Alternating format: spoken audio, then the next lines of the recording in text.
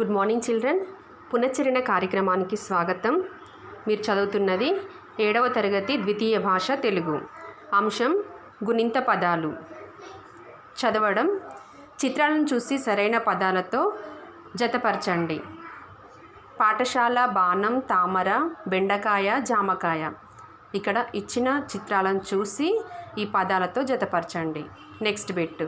కింది పదాలలో వేరుగా ఉన్న గుణింత పదాన్ని గుర్తించి 0 చుట్టండి. ఫస్ట్ వన్ పాప, పిలక, గిలక, చిలక. ఇక్కడ వేరుగా ఉన్న పదం పాప. ఈ పదానికి రౌండప్ చేయండి.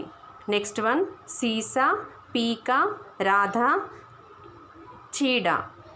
ఇక్కడ డిఫరెంట్గా ఏదనిపిస్తుంది మీకు? రాధ అనే పదం 0 చుట్టండి. ఈ విధంగా ఈ బిట్టు పూర్తి చేసి రాసి పంపించండి.